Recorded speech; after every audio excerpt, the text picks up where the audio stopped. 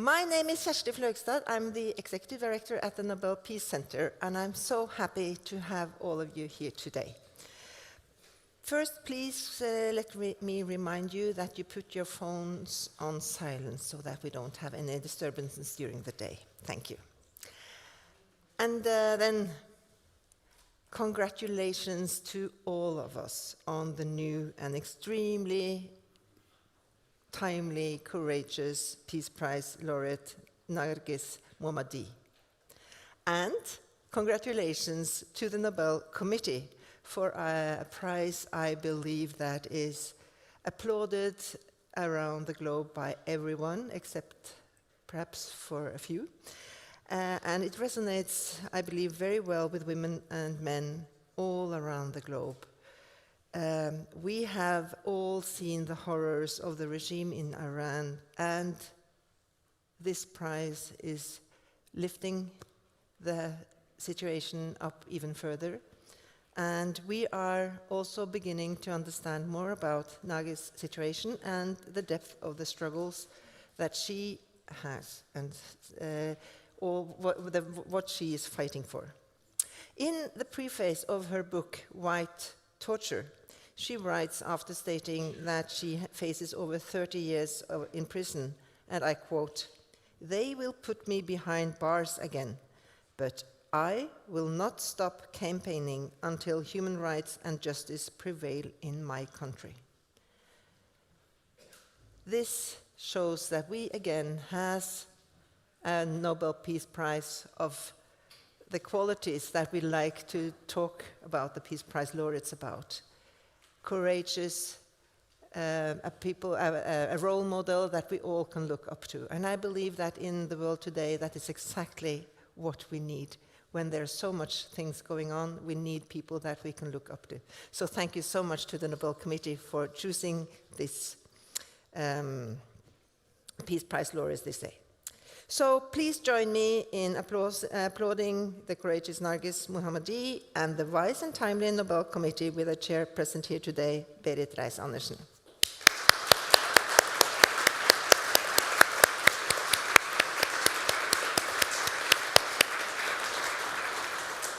At the Nobel Center, we look forward to celebrating, supporting, and exploring the new laureate and her cause in the year to come.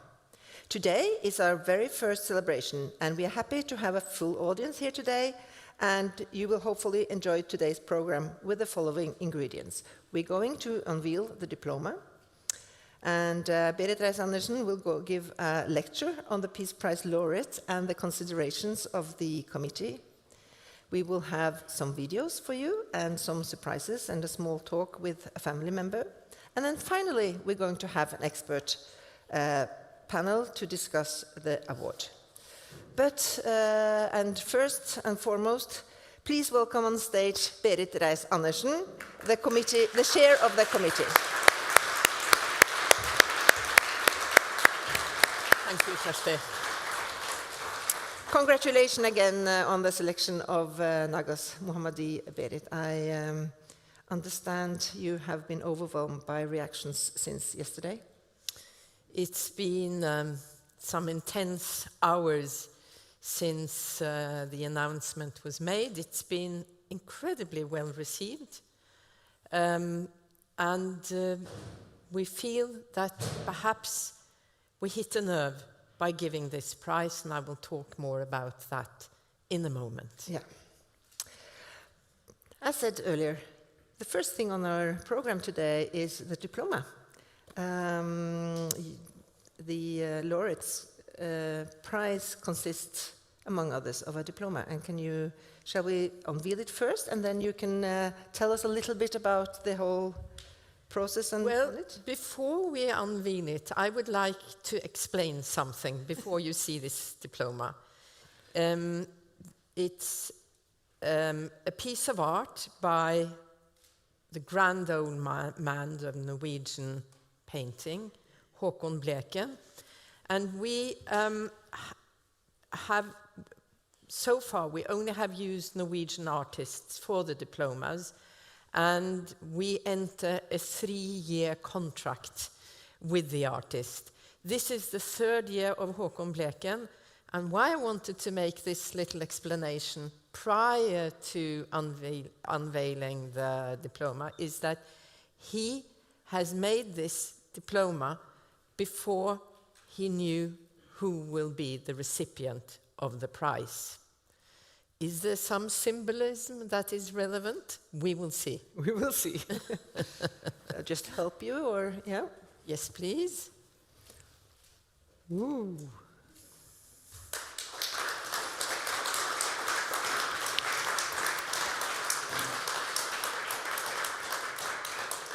And as you hopefully can see, even on the last rows, it's a man and a woman embracing each other.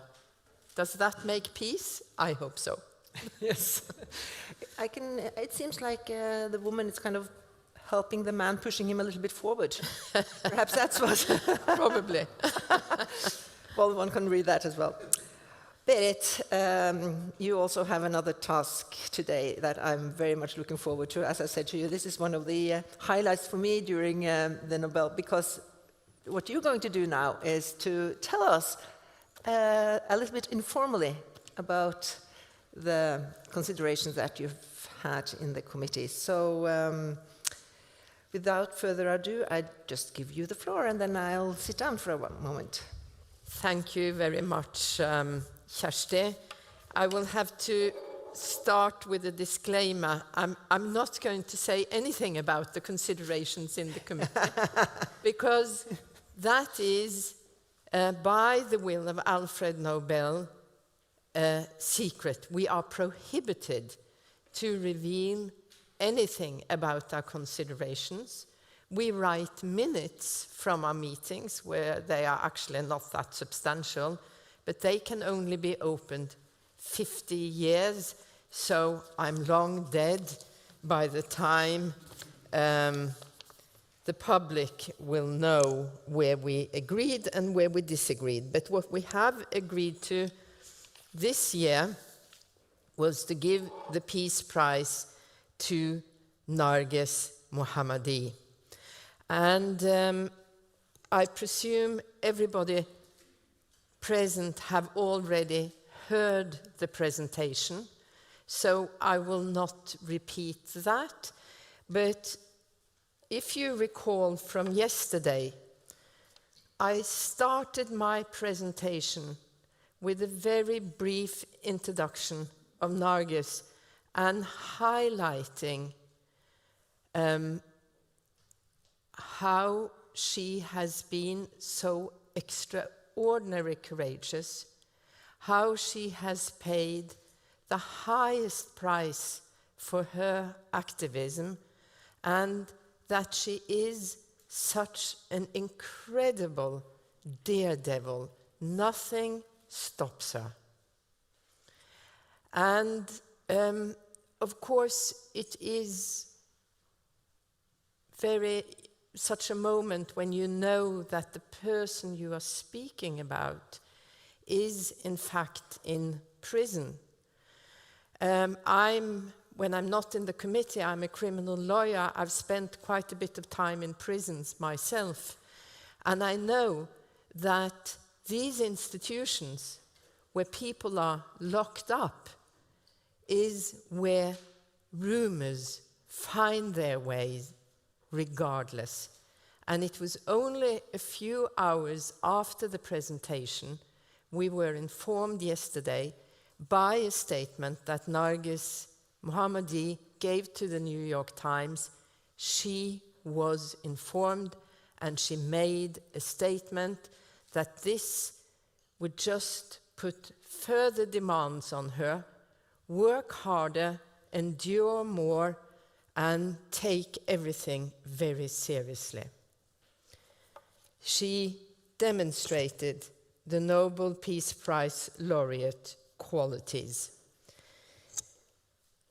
And I also later in the presentation highlighted Narges Mohammadi's track record that is so long. I would say 30 years of activism and engagement in issues that all are somehow related to basic human rights and rights for all, about women's rights, against the death penalty, activism in favor of basic democratic rights, etc. And she has a fantastic track record. But what perhaps connects her to be a recipient of the prize exactly this year is what has been going on in Iran since the death of Mahsa Jina Amini. And I saw Amini's mother yesterday made a statement saying that she fully supports Narges Mohammadi. And there's an irony in that, because Narges has this fantastic long track record of activism up until she was imprisoned for the last time in 2015. And then while she is in prison, a new spark is ignited. And as you know, that when it was announced that Amini had been killed in the custody of the morality police, hundreds of thousands of Iranians took to the streets, dominated by women, many men, dominated by young people, and partly very young people. I think 16-year-old Amini sparked something among people her own age. And as you know, these very young demonstrators have somehow started an activism in their own style. They started to demonstrate in schools, in schoolyards. They are, when the brutality against the demonstrators is too strong, you know, so many have been blinded by the police aiming for the eye of young people. And they do things like singing songs, taking off the hijab and taking it on again, making TikTok dances, using music, using culture, and expressing themselves as young people. So what does that have with Narges Mohammadi to do with her? Very much, because there's another rumor that came very quickly to the Evin prison. People have again taken to the streets. Perhaps was it a revolution going on? Perhaps not. But even from prison, Narges Mohammadi became a leading figure. She assumed leadership, a role model, and an inspiration, because there was something about this movement that started in 2022. There were non-identifiable leaders, popped up here, popped up there, all over the country. Was that random, or was it a security measure so that no leaders could be identified? And the person who took a leadership was the person with this undisputable track record and already in prison. What more could they do against her? So this is how the movement of San Zendegi Azadi became infused with exactly an older woman compared to the teenagers that were so active, that she became the role model for this movement. And this is what we have recognized. And then the son, Zendegi Azadi, is interesting in many ways. It's a fantastic slogan. I learned these 3 words of Farsi by listening to recordings of demonstrations, and it's such a wonderful rhythm in how it is spoken. But is it a political statement? I would say yes, because it identifies that women are being systematically discriminated and segregated in Iran, and without freedom for women, there's no freedom for all. And it also addresses life. These women and all the demonstrators are fighting for their lives, and they are persecuted, even with death. But even more, I think life means the right to have a life and to live it fully. And then follows the next word, freedom. Freedom for all. Because what is it about the theocratic regime in Iran? It lacks freedom.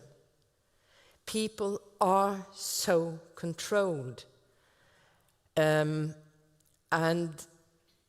I read a source, I will not say whether it's reliable or not, but that it's only 20% of the population that actually supports the theocratic regime, that 80% want something else. And democracy is always a reference point in this movement. But Narges Mohammadi, like the other activists, she doesn't have a political program in the classical sense of the word. She doesn't have a program of how the Iranian society should look in the future if there is a change.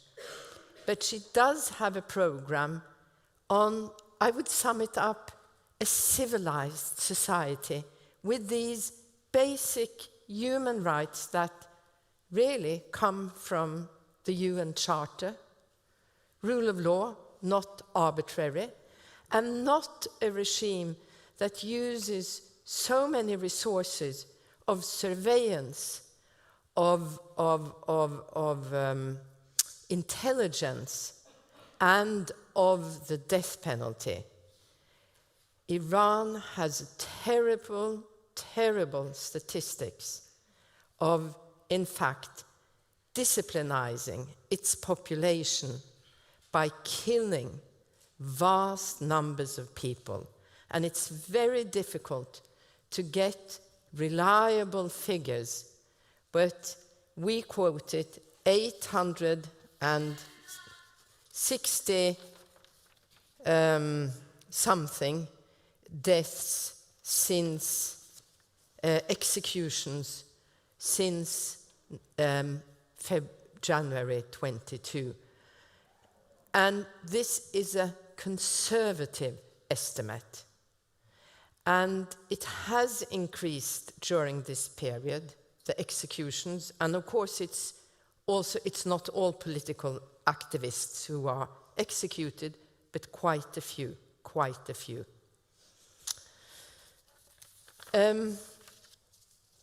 I would also like to mention that the prize to Narges Mohammadi falls into a tradition.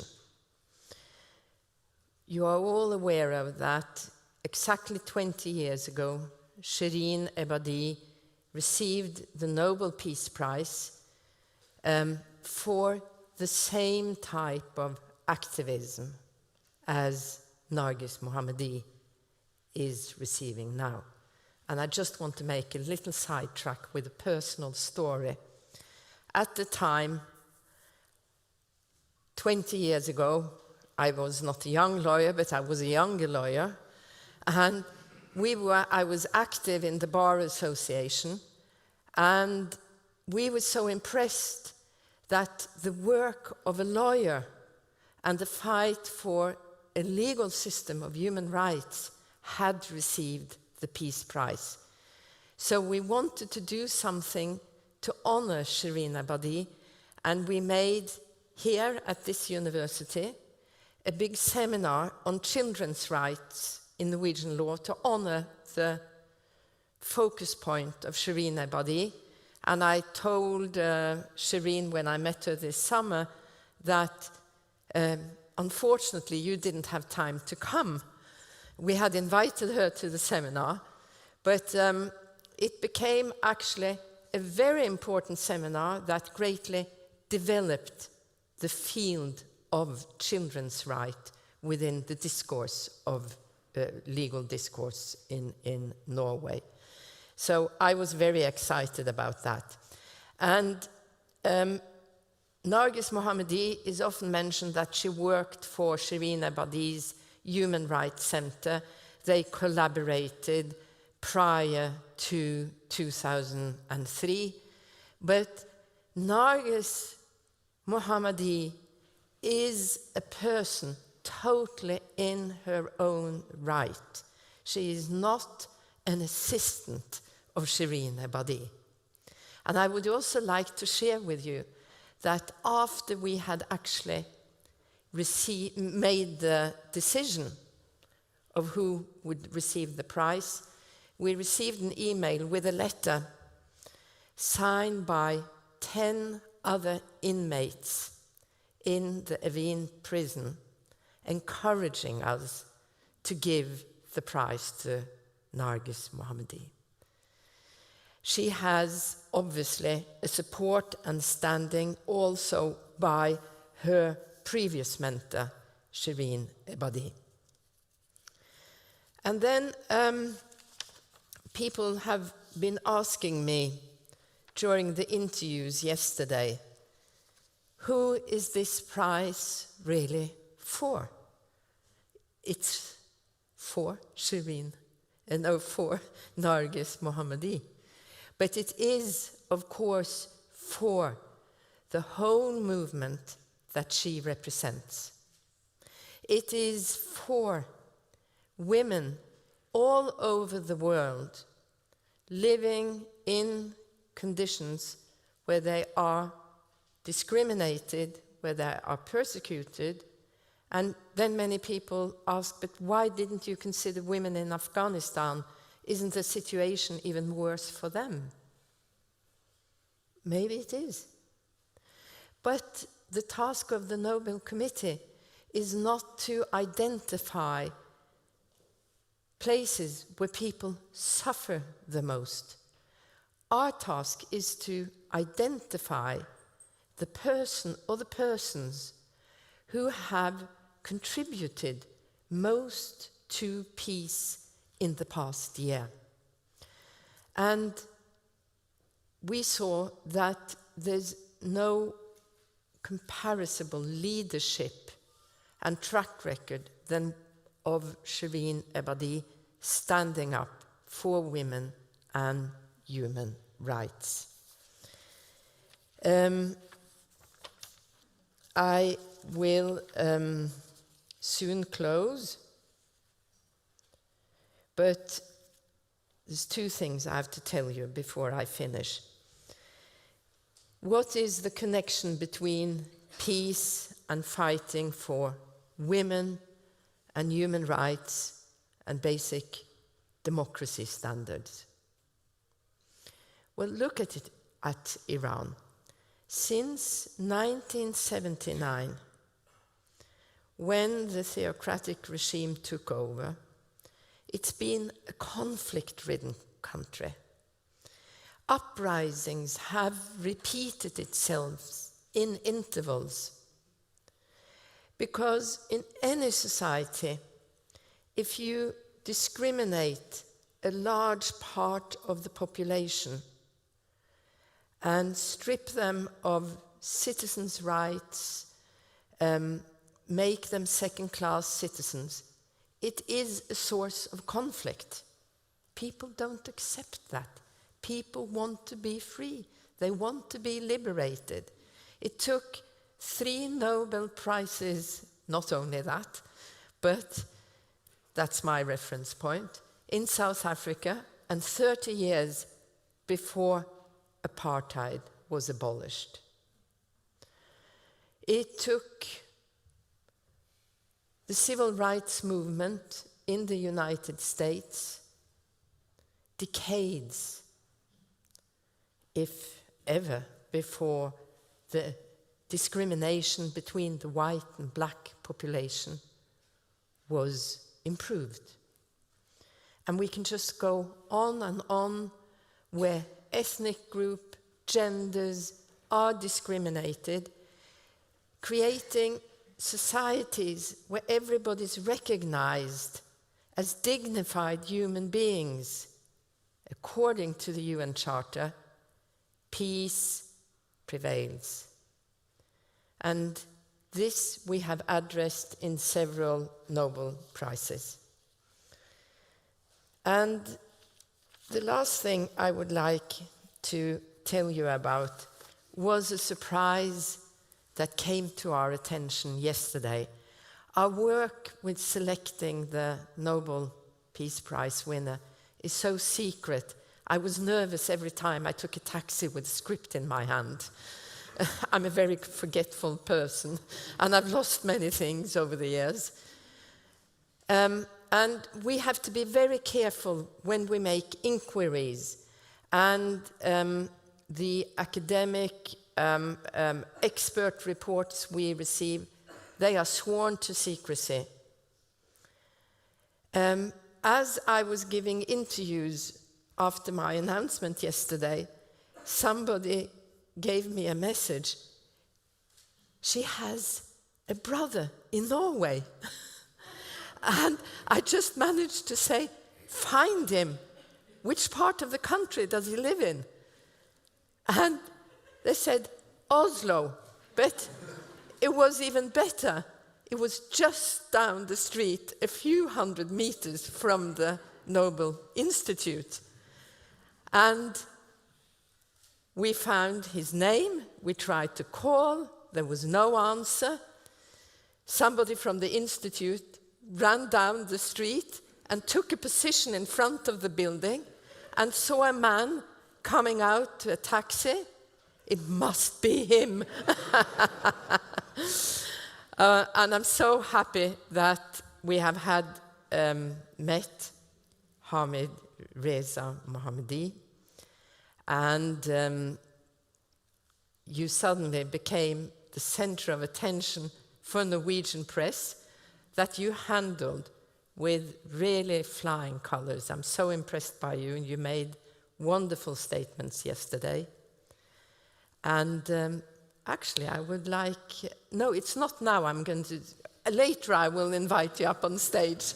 But it was truly wonderful to us to have a representative, a close relative of Narges to relate to.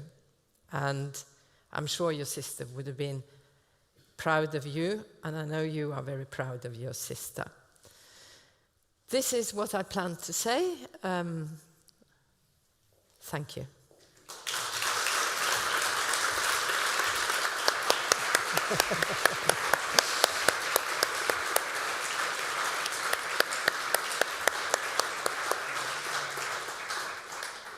Thank you so much, Berit. I'm not disappointed because the explanation that you give us on the Peace Prize is so valuable and give us so much insight into Narges Mohammadi's doings and why she got the prize, which is very valuable and I think so interesting to hear.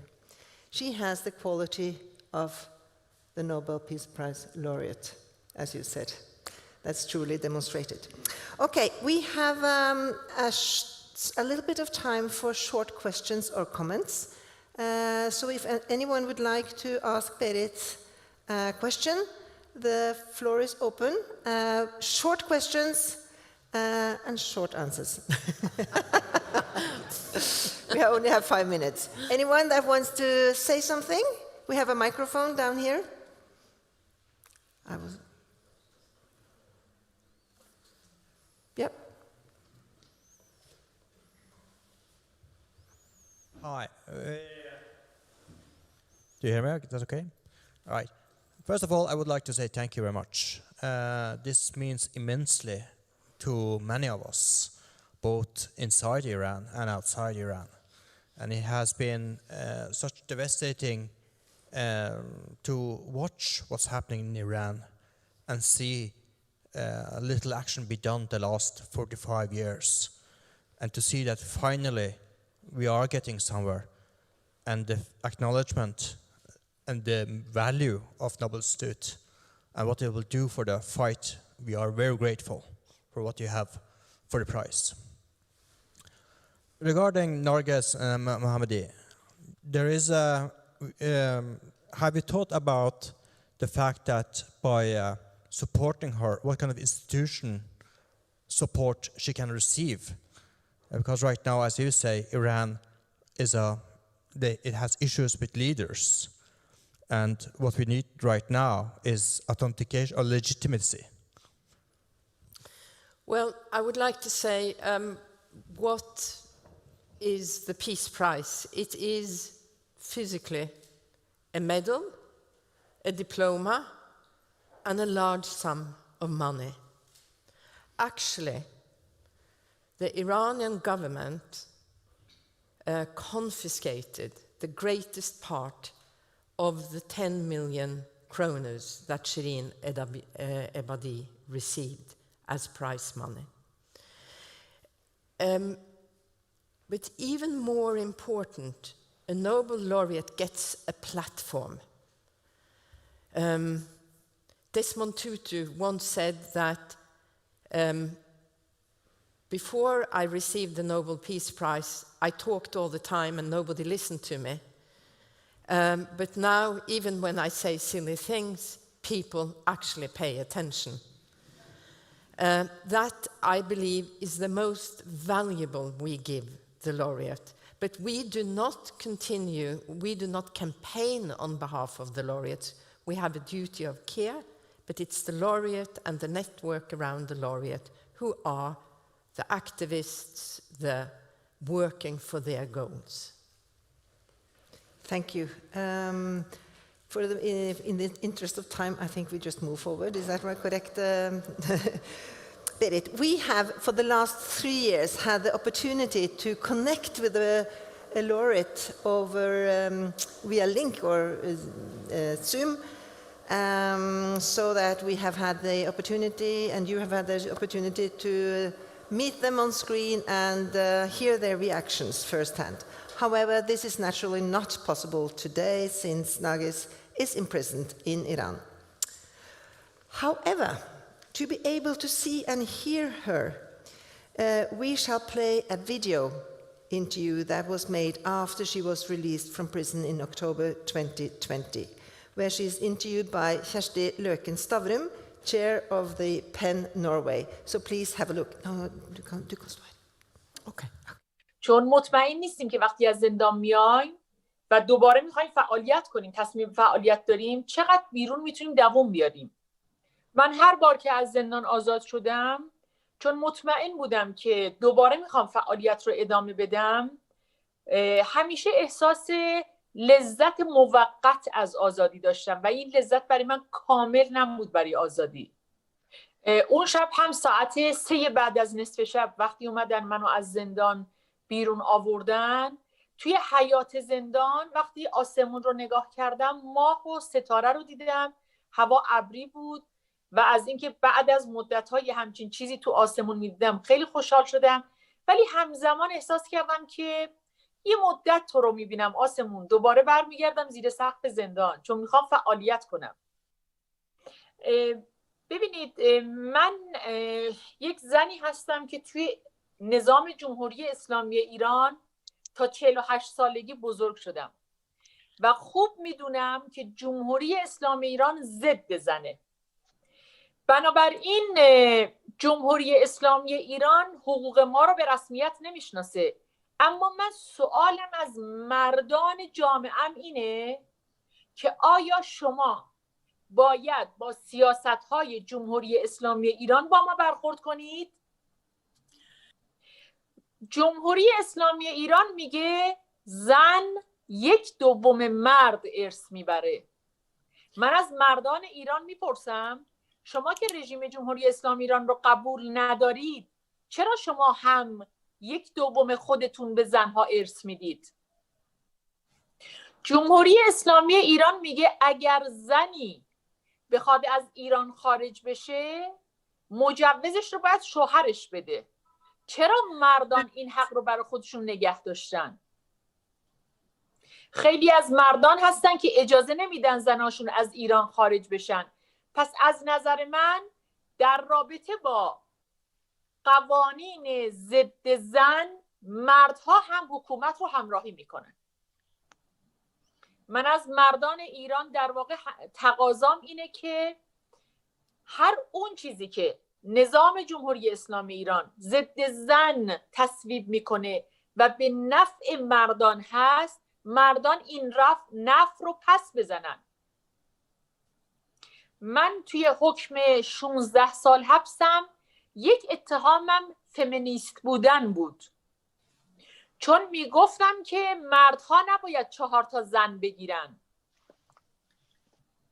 4 زن گرفتن به نفع مردانه.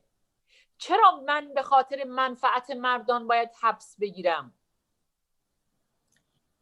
پس مردهایی که 4 زن میگیرن مثل نظام جمهوری اسلامی ایران علیه من 16 سال حبس رو رقم زدن.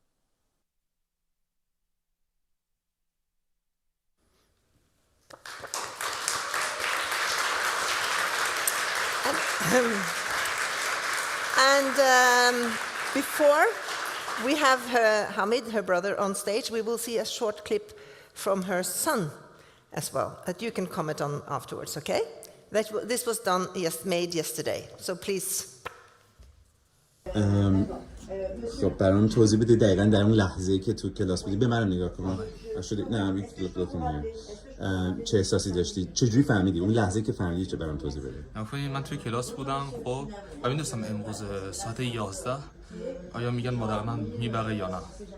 پس من توی کلاس بودم بدون که معلم بتونه ببینه روی تلفنم بودم اینجوری فقط اکچوالیژه پژو می‌کردم. خب بعد نگاه می‌کردم همینجوری تا ساعت 11. ساعت 11 دیدم مادرم برده بود. نمی‌تونستم داد بکشم اما خیلی خوشحال بودم. به همکلاسی‌ها چیزی نگفتی؟ نه به خودم نگه داشتم. بعد رفتم بهترین دوستم و بعد از مدرسه دیدم بهش گفتم با هم دیگه خیلی خوشحال شدیم. اما نه. چند وقت الان با مادر صحبت نکردی؟ کم کم 1 سال و 8-9 ماه میشه. 1 سال و 8 ماه که اجازه تلفن نداره. بله. و خواهرت هم هنوز احتمالاً نمیدونه. خواهر من نه هنوز نمیدونه. حتما خیلی سورپرایز میشه اگر بدونه. خیلی خوب میشه. اگه مامانت الان باش تلفن صحبت می‌کردی چی بهش میگفتی؟ مامان خیلی بهت افتخار میکنم. خیلی دوستت دارم. این جایزه برای همه مردم ایران هستش و برای کار تو که از 20 ساله شروع کردی. من خیلی بهت افتخار میکنم و حرف دیگه‌ای ندارم. این برای همه مردم هستش، برای کارات هستش. زندگی آزادی همین. مرسی. خواهش میکنم. Would you like to join us?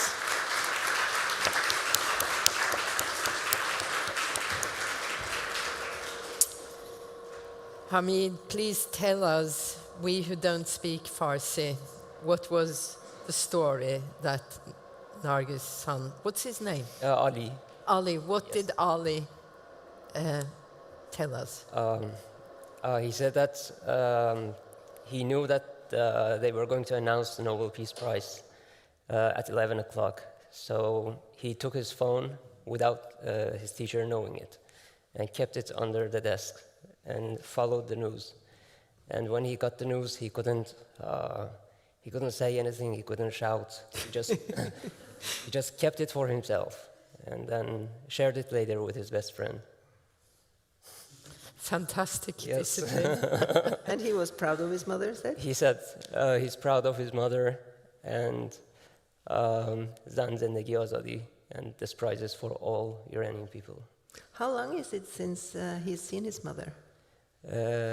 How long they haven't seen her? Yeah. It's been almost nine years, yes. And this illustrates how Narges has really paid the highest price, separated from her close family, spent years and years in prison. I have to ask you, what is your sister? What kind of material is your sister made of? You know, my sister was always known for being energetic, pursuing goals. She was one of the. She climbed most of the mountains in Iran, the highest mountains. So she was tough from the beginning, and she was a great storyteller. Also, after climbing, she would tell all kinds of stories about climbing and dangers it had. So, but as she began as a journalist and then became more active, she has been collaborating with lots of organizations in Iran for peace and freedom. And every time she gets arrested, it just makes her more decided that it's the right way to go. And if a regime that's against its own people, if they don't agree with what you do and you are sure that it's the right way, so you shouldn't let anyone to stop you. And something that distinguishes Narges as an individual is that she truly believes in human rights and that every individual has the rights that no government can take them. And her energy and spark really came through the screen just now. Yes. And I know I will ask you a question that probably also will be discussed by the panel in a moment. But what do you think will be the effect of this prize in Iran now? It would. You can look at the effect from different points of view. On an individual level, as you said, it highlights a person and what she's working for. And for Narges, it's been always human rights, especially women's rights. So when it gets highlighted, more people will pay attention to it.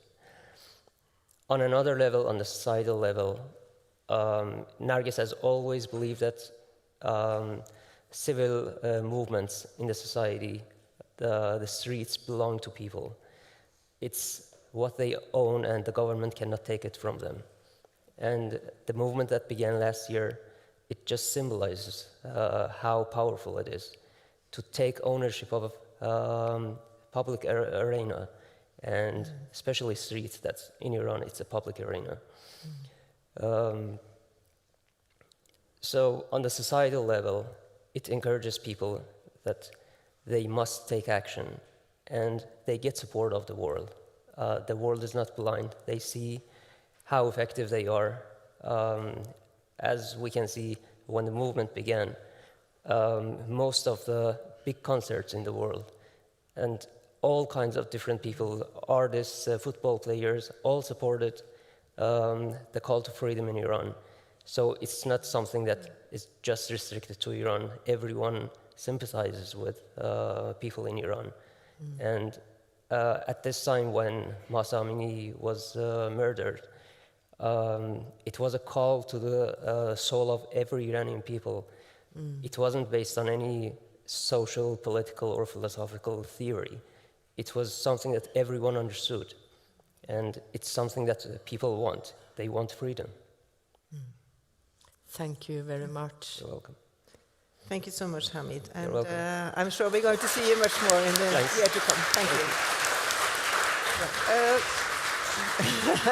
Berit, before you leave the stage, just a small comment from me. You have been on the committee for 8 years. And so this... 10 years? 12. 12? Oh, sorry. I'm sorry. Sorry. Yes, no, but well, anyway. So this is the point is this is your last term and last Peace Prize. I know this is very sad for us.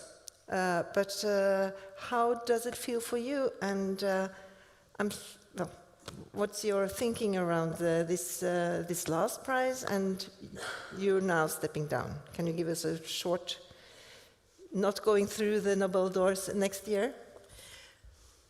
Well, first of all, I've decided to think about that and have my emotional reactions. I suspend them to 2024, when I'm actually not a member of the committee. We still have 2 very important months in front of us, but I want to say that first and foremost, I feel gratitude. I've been so lucky in my professional life.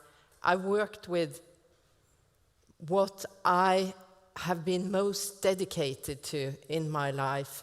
Social justice, rule of law, that has been my platform of engagement. And to be, but even though the most fantastic job I've had ever has been on the Norwegian Nobel Committee. So I just feel enormous gratitude. Thank you for everything you have done and for the work that you have put down in the Nobel Committee. And thank you so much for the laureate this year.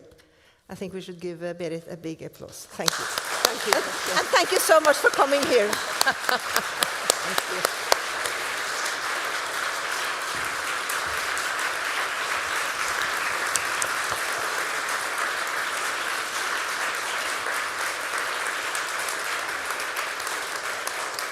We are very grateful for Berit Reiss-Andersen to actually come here on the day after the Peace Prize announcement. I know it's a lot of toll on her.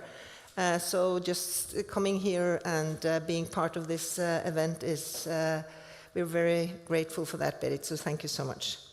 Now I have the pleasure of introducing the last part of our program today, the comments on the prize from the expert panel. The panel will be led by my esteemed and dear colleague Ingvild Rambøll at the Nobel Peace Center. I will leave the privilege of introducing the panel to you, Ingvild, as you have been working tirelessly the last hours to put everything together. The floor is yours. Thank you, Kjersti.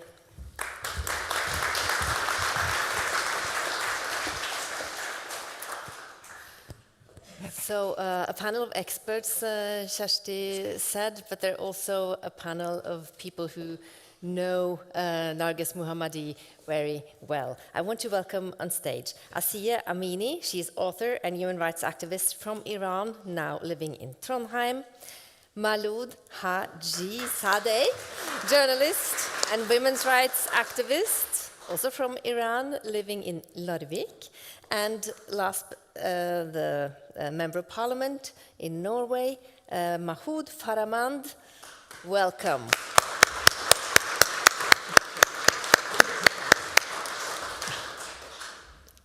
Please have your seats. Thank you for being here. Especially thanks to you, Asieh. You've been driving all the way down from Trondheim because there were no planes available last night.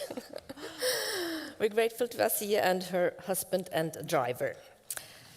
So I want to start with you, Asieh, because I know that you have been in touch with our new Nobel Peace Prize laureate. Can you please tell her about her reactions? Yeah, thank you. And first of all, I want to thank you and Nobel Committee for inviting me and for giving all Iranians this huge, amazing feeling for because of the prize. Yes, I just left a message yesterday evening to Evin prison in some way, without any details. And I was not sure that Narges knows about the prize. And fortunately, I got a message this morning. And she told me that unfortunately, at the weekend, women's cell doesn't have access to any telephones in Thursday and Fridays. And she was very angry because of this, because this is very unfair for all in prison. And she said that, but in a way, they knew in the cell. And she said that I just heard a very loudly voice. She was crying, someone cried, someone very happy, someone laughed, and they told me congratulations for Nobel Peace Prize. And yeah, she knows now. And she left a very short message to this meeting, and she's very grateful. And she told that exactly 1 year ago, in September 2022, when Mahsa Amini was killed by the Iranian police, Iranian regime's police, in the streets, thousands, millions of Iranian people protested against the situation and tyranny in Iran. And many young people, many young men and boys and girls took their films and pictures and sent to the media around the world. They waited to be seen, to be heard, because all people need each other. And she said that this prize can show us that, okay, the world watching us and supporting us. This is important. Oh, thank you so much for bringing that news also from the Evin prison. It's good to know that my pleasure. She knows. You have known Narges Mohammadi for many, many years. Can you tell us who she is and what she's fighting for? Yeah, exactly. That was 17 years ago that first time I met Narges Mohammadi. It was a gathering of journalists in Tehran, in the Center of Association of Journalists in Tehran. And we had a ceremony. I don't remember what was it about, but I looked at a very young woman who was very active everywhere. She served something, candies for people, and I didn't know her because almost we know each other from the newspapers. And I asked my friend that, who is she? And she said she is Taqi Rahmani's wife. And I said, okay, I thought that maybe she does not work as a journalist and she's there because of her husband was in prison. You know that Narges Mohammadi's husband was a political prison for 14 years. And that, just look at the news yesterday and this year, not only because of the prize, but we have heard lots of news about Narges Mohammadi and political prisoners in Iran. And now, with respect to Taqi Rahmani, but everywhere you can hear that, he is the man, the husband of Narges Mohammadi. This is the difference between the time and what she has done. She has done for, we get to know each other after a while because she joined to the Center of Human Rights Defenders, who launched by Shirin Ebadi. And in 2007, we traveled together to South Africa for a conference, and we became a friendship so long. And in 2008, we launched a conference in Tehran in the Center of Human Rights Defenders together because I worked on the cases about juvenile executions in Iran and women who were sentenced to death penalty. And Narges in the center works in the same issues. And we get knew each other before the friendship, but we worked together and we launched that conference in Tehran. That was important for both of us and all of us, and as well for Shirin Ebadi and the other human rights activists who fight against death penalty so long, so far in all these years. So the friendship was continued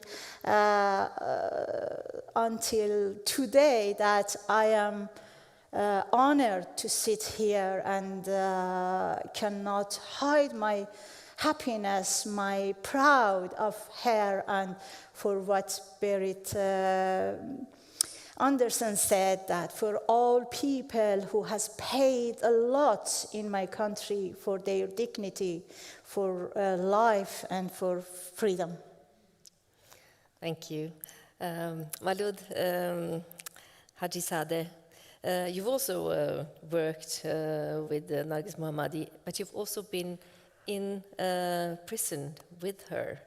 Can you tell us a little bit about the situation she is in right now? Yes. First, I want to say I'm really thank you for inviting us here, and I'm really glad to see Narges brothers here. Actually, in 2019, when I was arrested and went to prison, Narges was there. At that time, Narges was returned to jail after her surgery. And she was sick and suffering. But I remember when she was there, she was just worried about the other, we had a couple in the prison, in that same prison. She was worried about them. She followed the news to know what was happening outside. I want to say not something happened for her and something a prison wall couldn't stop Narges as a human rights activist. And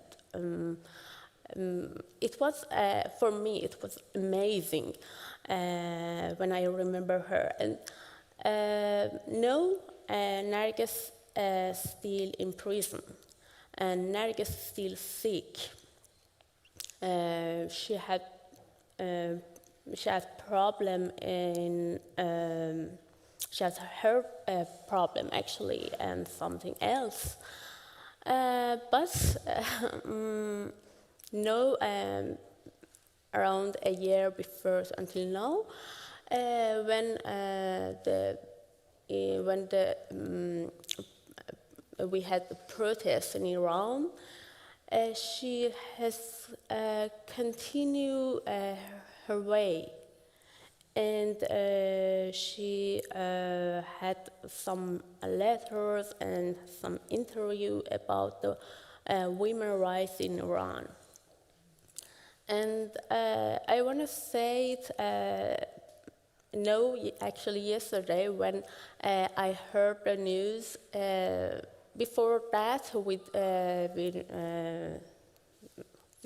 say maybe Narges will be win, but yesterday we had a different feeling of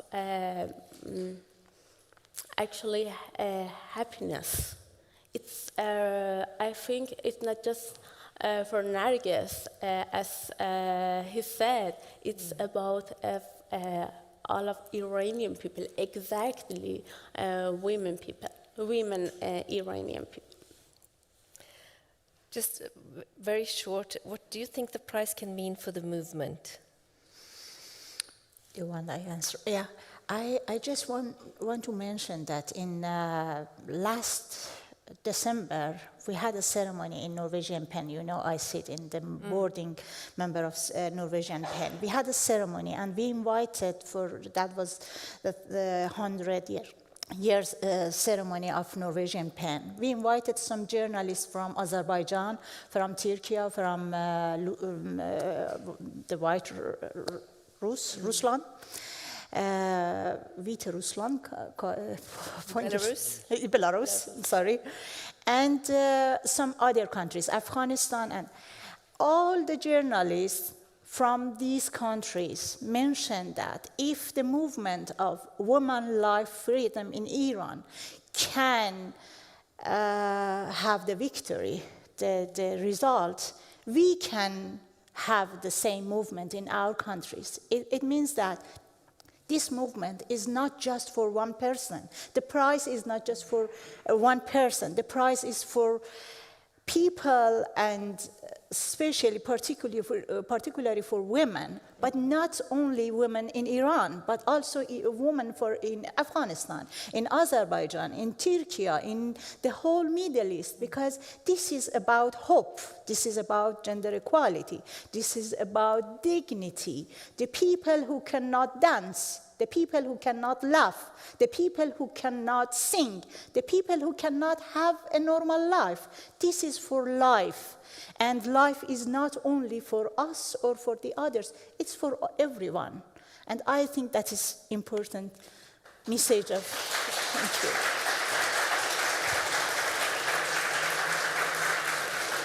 And that is also a key word to bring in our politician here, to see this Peace Prize in a bigger picture. In your view, Mahmoud Farahmand, what can this prize mean for the development in Iran and other countries with authoritarian regimes? With regards to Iran, I believe this is for the Iranian people in particular, in general, and the activists in particular, it shows them that the world sees their struggle, their fight for freedom, for basic human rights. And that also sends a signal to a broader public audience out there, as Mr. Amini talked about. There are other democratic movements out there that look to Iran and see what's going on there.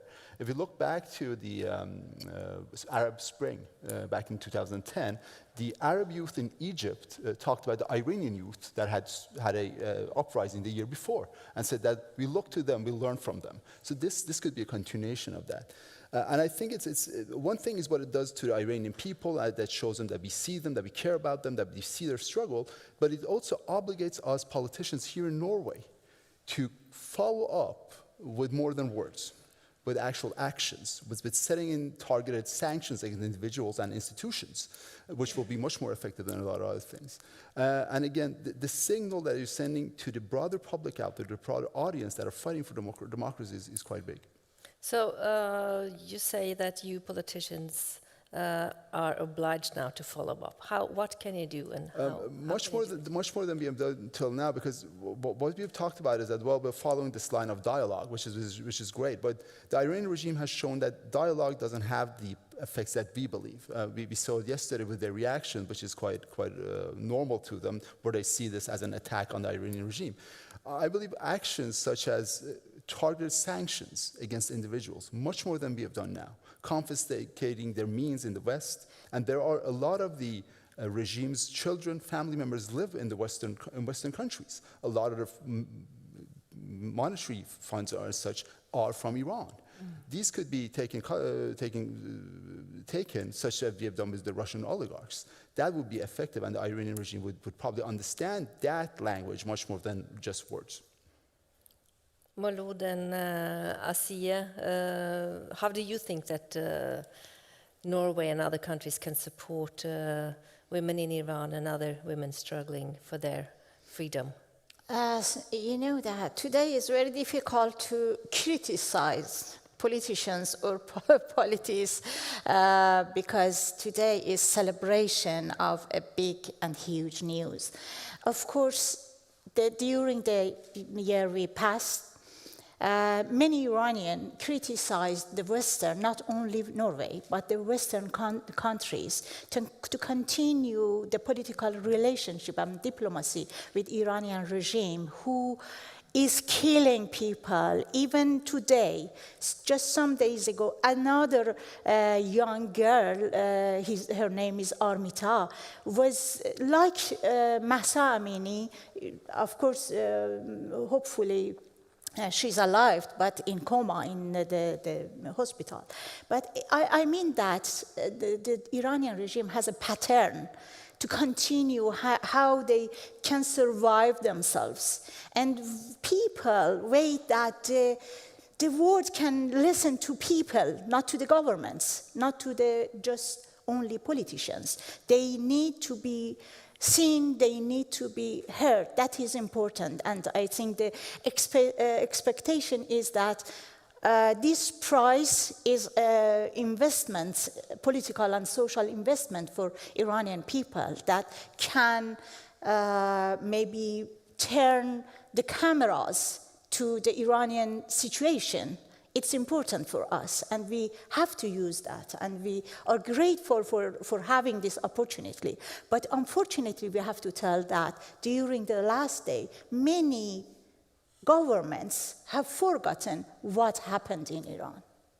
Moloud, what's your comment on that? I really agree with Asieh, but short things is, you know, during the year, we saw what's happened outside of Iran, and I'm really sorry to say that the human rights for Iranian people and maybe the other country in the Middle East is the fake. Actually, when not just Norwegian political speaking, that I said about the Westland in West country in here in Europe. When they talk about human rights, it's not as a real thing about our country, about Iran, about Afghanistan, and the other country in Middle East. So, I don't think so. They do anything for us. I'm so sorry about that. This Peace Prize gives us the opportunity to discuss these matters a lot during the coming year, fortunately. I just want to ask you one last question, very short, beginning with you, Mahmoud. Do you think the Peace Prize will protect Narges Mohammadi? I hope it will, but with knowing the Iranian regime, I believe they will become a bit more strict with her and her family. That worries me a bit.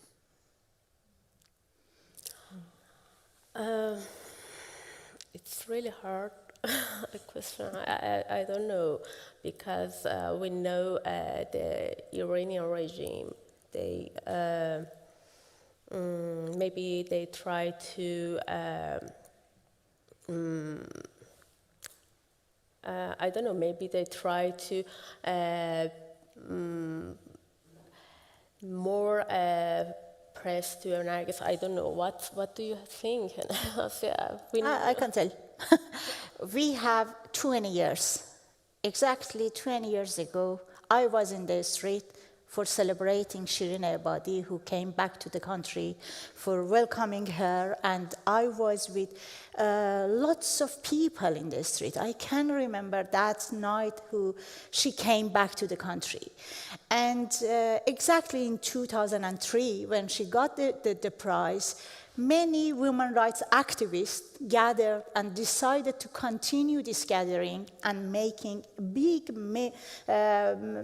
movements, women rights movement in Iraq, who is fighting right now, continue fighting so far.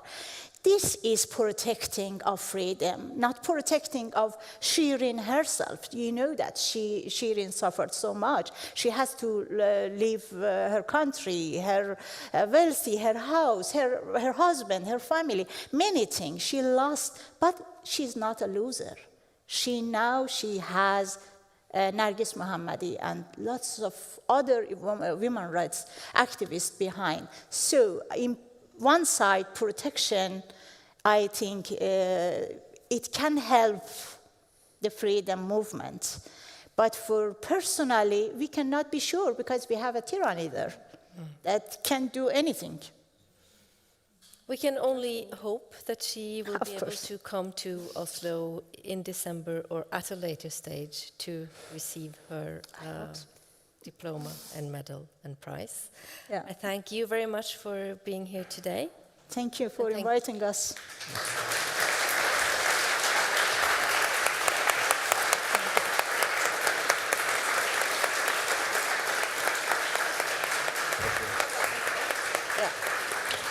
Thank you so much. Thank you for, this was really touching and enlightening. Thank you so much for this.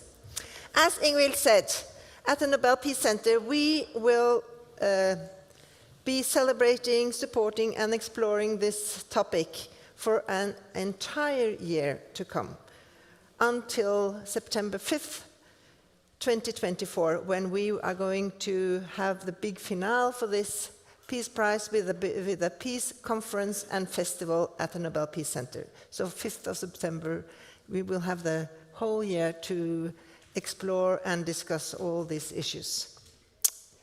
So we will have numerous of peace talks, we will have the iconic Nobel Peace Prize exhibition, which normally is opened by the laureate, him or herself, on December 11th, but the Peace Prize will be open, exhibition will be open anyway.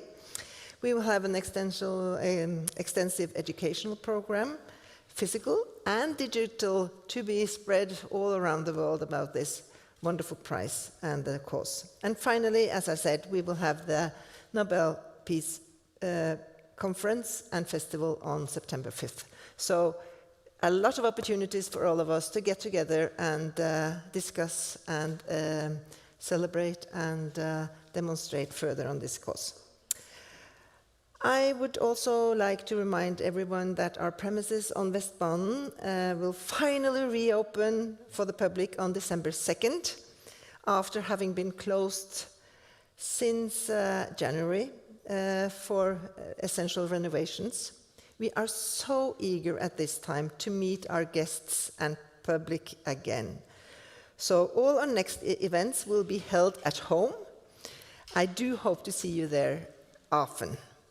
Thank you so much for joining us today, and thank you everyone, Berit and the panel and the team at Nobel Peace Center for participating and helping us have this event. And then finally, safe travels home, and everyone enjoy your weekend. Thank you so much.